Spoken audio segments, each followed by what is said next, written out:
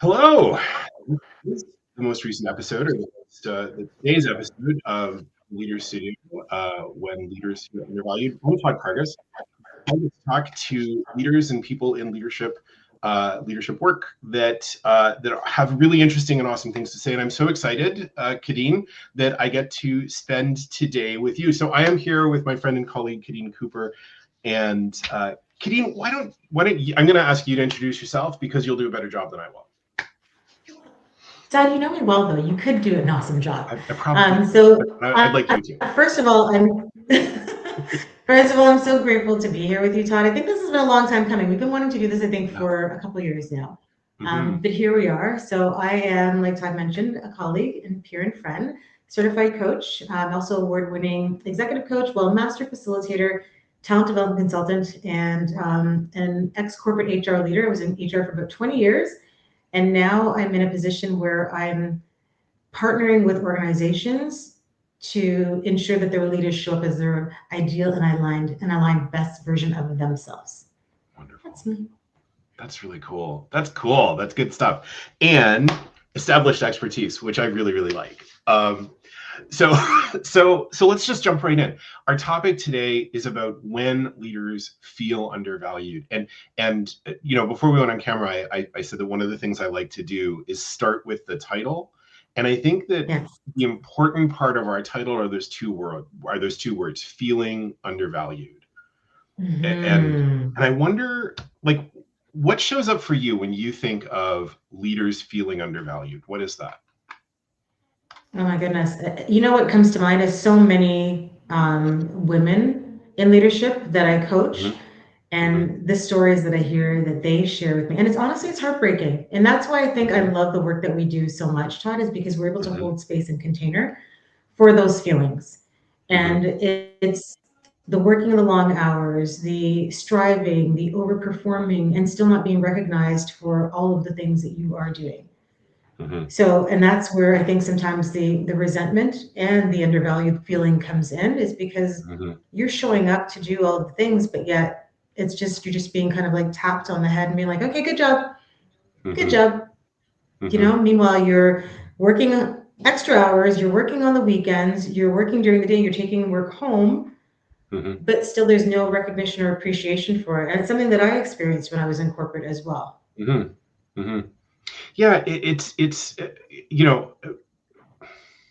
we didn't talk about what this was. We didn't talk about this being one of the topics, but I'm just going to bring it up because, right, I think it's access to power also is one of the things that's in there, right? Yeah. Because listen, I have experiences like that in my job as a corporate leader as well, and I bet the nuances are significantly different for me as a white man than they were for you as a Black woman. Like, it's absolutely 100% true, right? 100%. 100%. Yeah. Exactly. And it's something that it's like, what do we do about it other than hold space and coach individuals on how to properly advocate for themselves? Yep. And that's something that, honestly, Todd, I don't think I did until I left corporate. Like, it wasn't until the tail end of my corporate career that because I was just head down, doing the things. You got a mortgage, I come from immigrant parents, and I was still go to school, get a good education, climb the corporate ladder, and that's what success looked like. And so that's what you should do. You shouldn't do anything to rock the boat. Do you know what I mean? Until, I guess with maturity and just confidence in myself and my abilities, I was just like, actually, wait a minute. This is not okay. Right? This is not okay to treat people like that. So yeah, exactly. And I think that's it. And hey, let's give a shout out to Jonathan. Jonathan's here with us. So hi, Jonathan. Thank you for joining us. And yeah, I think you're right. That's not okay, because the thing that I'm hearing in here is choice and agency. Like, when a leader feels undervalued, there's important information in that feeling undervalued. It's not just quote unquote the way it is.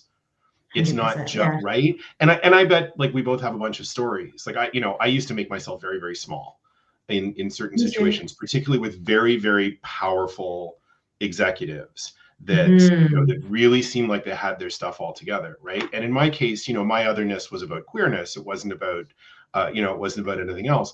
And at the same time, history of and being othered and whatever, right? Like there's all sorts of everyone has experiences like that.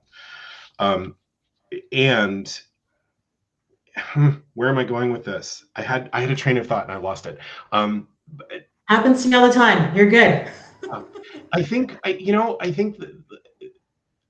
the story that pops up for me immediately is times when there were things that could be improved, because I think that the thing that I experienced is there was always a desire to improve. There was always a desire to see how things could be done differently, more humanely, so that really people could show up at their best. Yeah. And the message that kind of kept me small was some variation of stay in your lane. That's not, we don't need you to innovate in that way. We just need you to do the thing. Just do the thing, Todd. Do the thing. Right? Yeah. And Head down and do I your just, work. That's it. And I have a feeling, right? And I know, like, well, I'm not a feeling, like I know that I'm not unique. I know that lots and lots of people have had that experience. And I hear that kind of thing showing up in my practice now too with the leaders that I work with. It's it's sad. Yeah. Well, it's a miss. Well, it's a miss. And I think that's the thing, because when leaders, I guess, like, and then what? Like when leaders feel undervalued, then what? Then what happens? Because we've got sort of, this cohort, this cadre of leaders who are feeling undervalued because of situations, because of systems, because of whatever. Yeah. And then what happens to the organizations in which they lead? And that's interesting. Yeah. And what's coming up for me as I'm hearing you say that is, like, most leaders don't lose their confidence because they lack ability or skills. They lose it because they keep receiving feedback that kind of contradicts sometimes with their results. Right? So when there's an effort and an impact that isn't mirrored, I find, back accurately, even the most kind of grounded leaders start to kind of second guess themselves and wonder, am I doing the right thing, or am I doing enough? And so there's that, like, feeling that you're almost like not good enough or capable enough. If you feel like you're performing and operating at a certain level, and then yet that's not it for them. Do you know what I mean? Like that's not it. Yeah. Well, it's so interesting because, like, one of the topics that's coming up, that comes up for me, and where it comes up for me, it's come up for me on multiple occasions, is leaders who show up and say, listen, I don't even know what I'm supposed to do, because in the same breath, I'm being told I'm not enough, but I'm also being told I'm too much. And right? Yes. Okay, something happened there. What was that?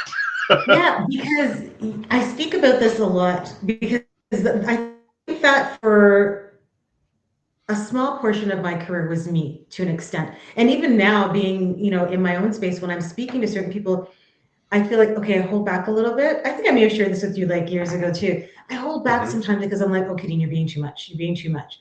But then I'll never forget. Now I've stopped doing that, but I'll never forget. I was on a panel and this woman was speaking. She said, you'll either be too much for some, not enough for others, but as long as you're enough for you, you'll be okay. And as long as the intention is coming from a good place. And so that's why when you said that, I was just like, yes, that's just it. Because we can't and shouldn't try to be everything for everyone. Can't. Right. It's not humanly possible. But so long as you're leading, and that's why I'm kind of trying to create this aligned leadership method and framework, is it's to get leaders to back to realign with your foundation, your core of who you are. Because as long as you're showing up as and I'm getting tired of this authentic self.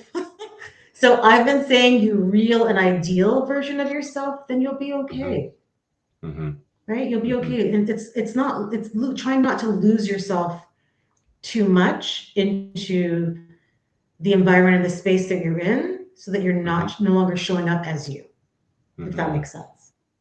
It really does. I wonder if we could sort of take a step, not a step backwards, because like it's exciting and I really want to move forward and go, okay, well, what should we do with, and how should we, but I have a feeling Okay, so here's the experience I have an urge to talk about, right? Okay, Because I let's do think it. that, well, I think that like as a leader in corporations, I went from feeling valued to feeling undervalued very, very rapidly, right? And Same. often, to be, if I'm going to be really perfectly honest, often it was after a period of time of feeling undervalued that I would leave the job and I would find somewhere else where we'd have like this explosive, lovely honeymoon period, and then something would happen and it would go down and down and down. And it would be awful again.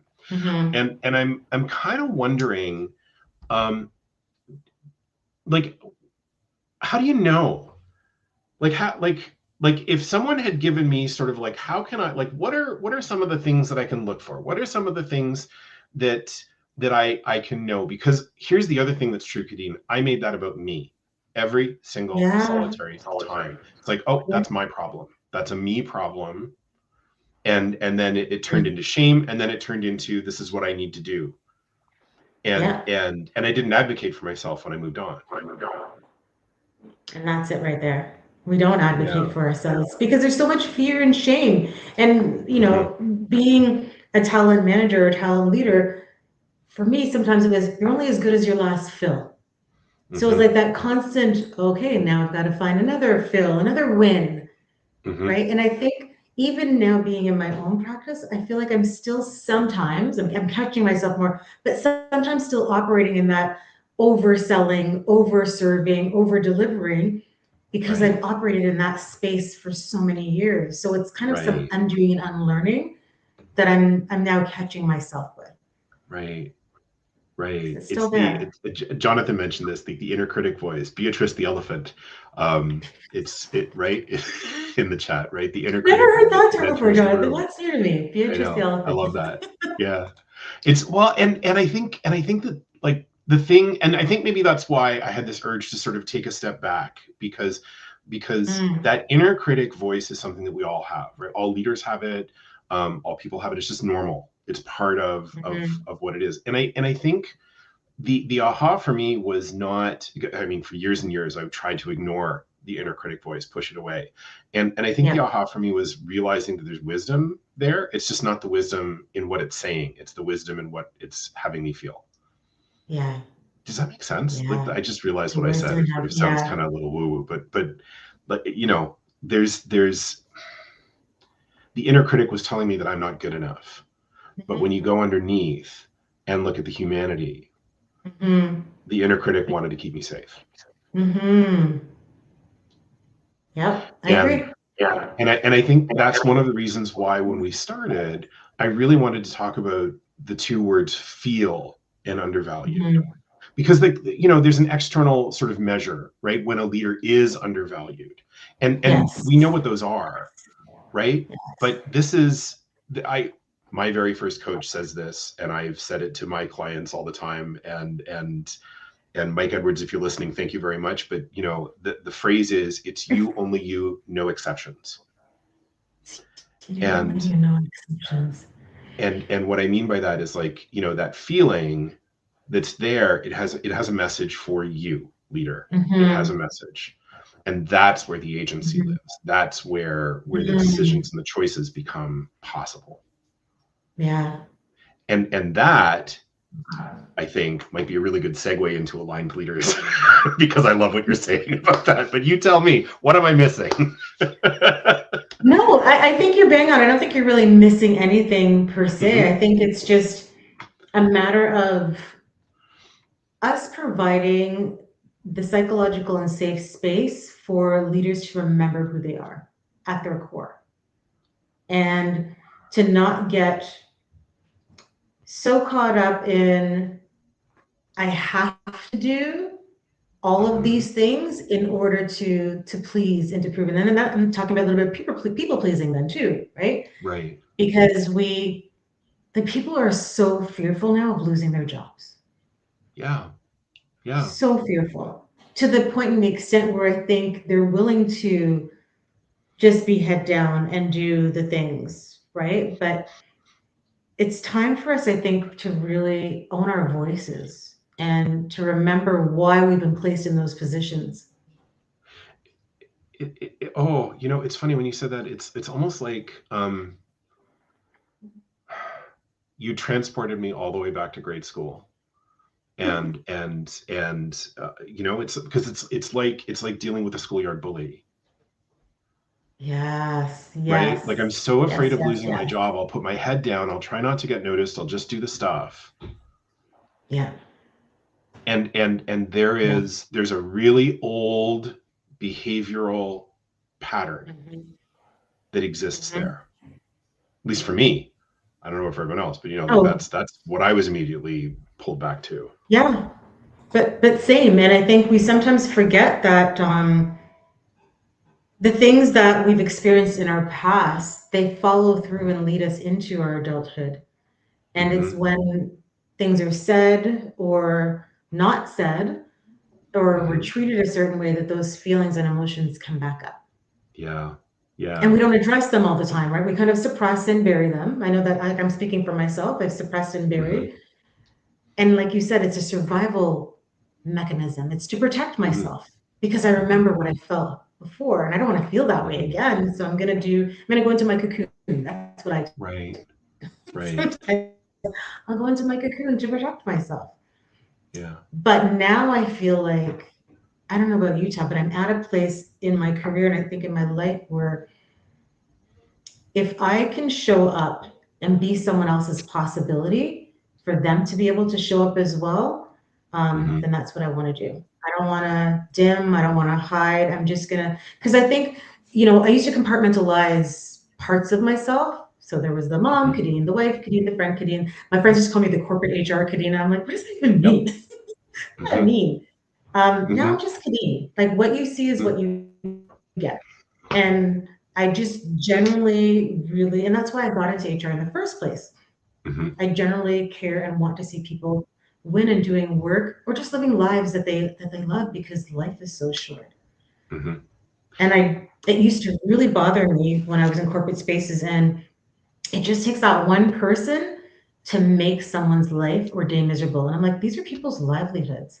Like, how dare Yep. you project whatever you're feeling onto somebody Yep. else and think that that's okay. And not just once, but on a daily and continuous basis. Like there's Yes. this, I'm coming for you. Like you said, like the bully, right? I'm coming for you. Clear But for bully. what? Hmm. I'm just trying to do my Hmm. job. Hmm. Like, yeah, there's so much Well, there. and it's interesting because you know you used the term psychological safety earlier, Mhm. and I Yeah. think you know one of the things that I used to hear in places where I often felt undervalued was bring your whole self to work. Remember that? I hate that phrase. Bring your whole self to work, because the thing is in the places that I worked, bringing my whole self to work was seldom safe. Same. People didn't want that. People didn't want that. No. They People say wanted. they want it. Mhm. They say they People wanted want my it. best self, and what I'm reminded of when I think of this, right, in you know in the space of undervalued leaders, is the difference between fitting in and belonging. Yeah. Oh, wow. Fitting and And belonging. right, Yeah. exactly, because you know, like that like put your head down, do the stuff, just whatever, avoid the bully. That's fitting in. Avoid. That's Yeah. doing what you need to do to fit in. But belonging, oh, that's a whole different story. That's when I can belong. That's when I can Yeah. actually bring my whole self. That's when people are interested in my Yeah. whole self, right? Yep. Big loud queer Todd. Great. Here I am. Mhm. And that's okay. Right? So Mm. there's something there. And so it is the inner critic, but it's also systemic and environmental. Yeah. So it's I the want inner to I want to give critic a shout out to, and exactly. I want to give a shout out to right? Jonathan, who's offered in the LinkedIn chat a really interesting blah, blah, blah, blah. Let's do this again. A really interesting resource. So I'll just pop this up on Oh, the screen. thank If you're on LinkedIn, you. you can look in the chat here. Thank you, Jonathan, for this. But you Thanks, know, what would Jonathan. your best friend say? And you know, leaders managing their inner critic. So if you're interested, you know, give that a check. And Jonathan, thank you very much for that. Appreciate it. Appreciate it. Yeah. So can I share, like I'm working and supporting an HR director now, and she's in the US Okay. and struggling so much because she's when you talk about feeling undervalued, she feels like she's more of an administrator. It's working for a Right. smaller manufacturing organization, right? So she feels Right. more administrative than a strategic thinker. Mm-hmm. And so her value, like her feeling valued and her self-confidence and everything is completely diminishing. So I'm trying to help, and her nervous system is also just shot. Yeah. So trying to, and this is what I love about the work that we do, because now we're trying to regulate her nervous system, but also build her back up so that she can show up. And I'm like, but is this the real place for you too? Because that's the other thing too. Do we stay in these places where we feel undervalued, or do we make a decision to move on Right. and choose better? I mean, we don't know if the grass may be greener or better on the other side, right? But if where you are right now, and this is what happened for me personally, if I was like, if where I'm at right now is not going to support my career goals and my trajectory, then I'm wasting my time. Mm-hmm. Right. And I'm like, I don't have time to waste, right? Mm-hmm. So it's you have to recognize that. And so I challenged her with an assignment. We're actually supposed to meet today, and she's like, I'm not ready. She's like, I feel like I'm going to disappoint you. And I'm like, you're not disappointing me at Mm-hmm. all. I said, I will Mm-hmm. push you and I will challenge you to a point. I said, but what I'm hearing is more that your nervous system needs to regulate.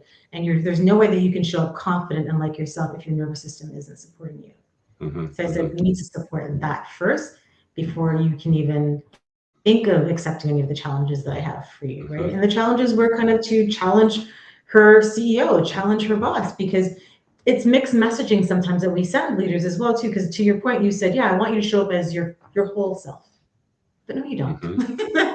You want me to do what you tell me to do when you tell me to do it, Mm-hmm. right? That's how it works. And when Yeah. I start pushing back or showing up differently, it's almost like they feel a little bit threatened. Mm-hmm. Mm-hmm. And that's the problem.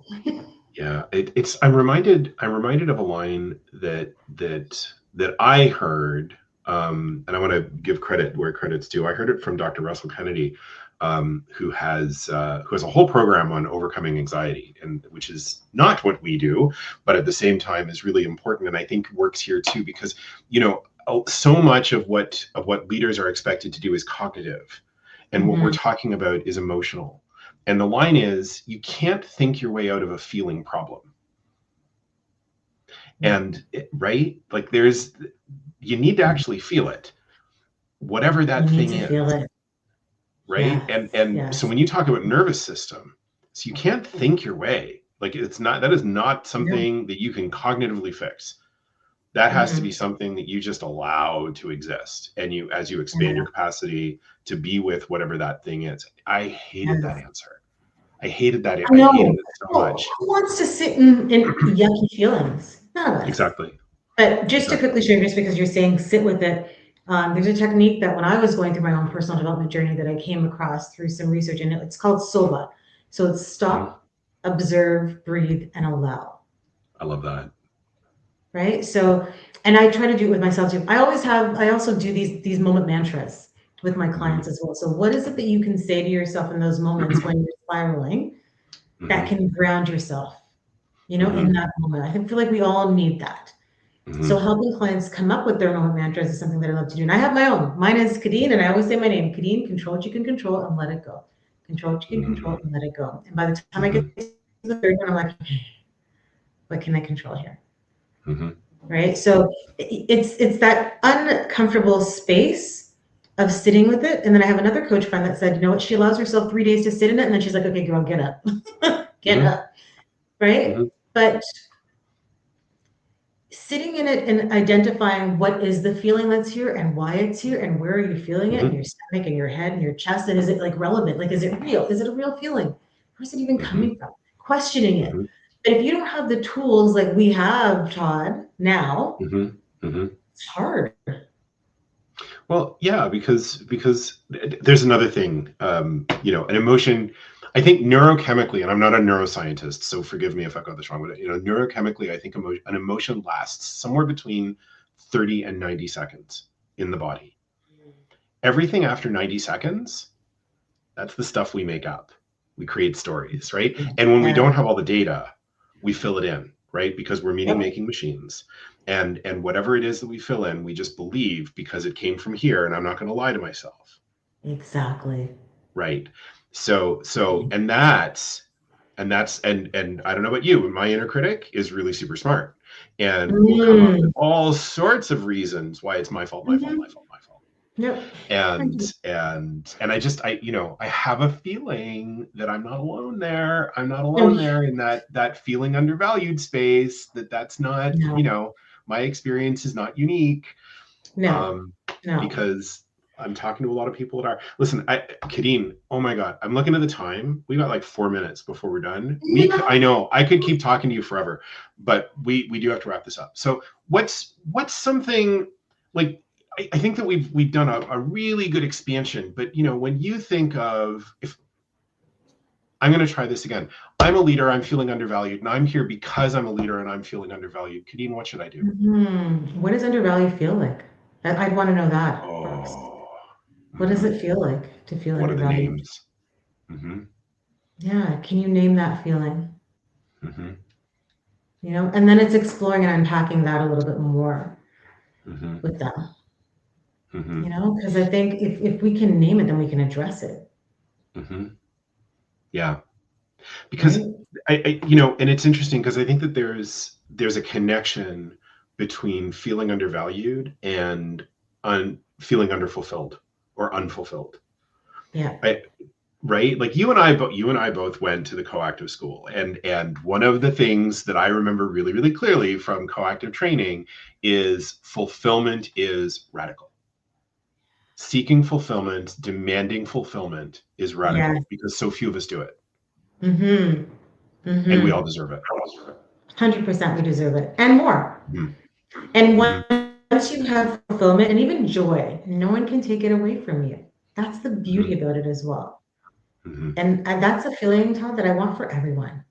Right. Whether it's in your personal or professional life, what does fulfillment mean to you? And someone asked me yesterday, I was at a mastermind at a spa. It was amazing. And it was, I was asked the question, when do you feel your most joyful? Wow. What brings you joy? And I was Right. like, oh, traveling, seeing my Uh-huh. kids happy, being with my Yeah. husband. Um, that brings me joy. Helping, knowing that I've made a small impact in someone to Hmm. shift their perspective or view of Hmm. themselves, that brings me joy. Like when I see a Hmm. client go, they recognize and see what I see in them. Hmm. Because we can see and want all the things for others, but it's when they see it in themselves that I'm like, yes, you get Well, it. and You see it, and you what I feel it. really love about that is that it becomes infectious, because a leader who can see value or can feel value for themselves Yeah. understands how important that is, and Mm-hmm. two, can help create that for the people that they lead.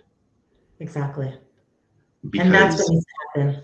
right, More of that feeling.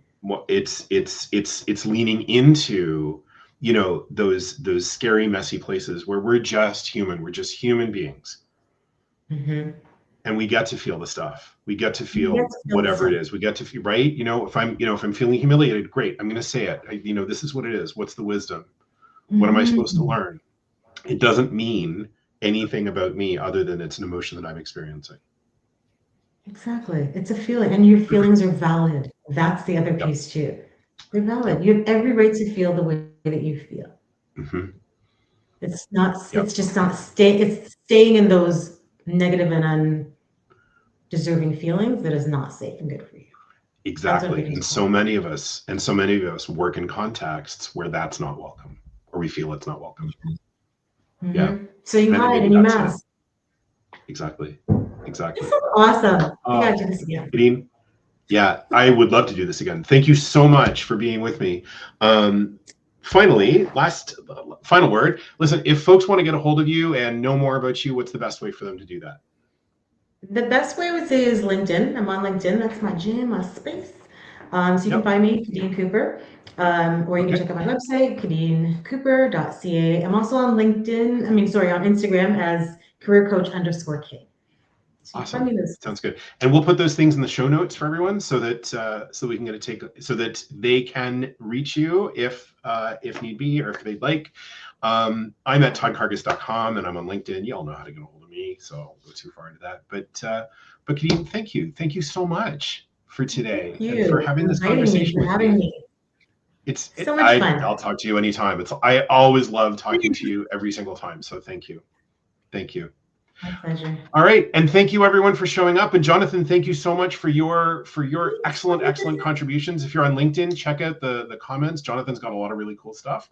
He does. And yeah, and I'm gonna end this now. So thank you again, everyone, and we'll see you next time on the next episode of the Leaders Studio. All right.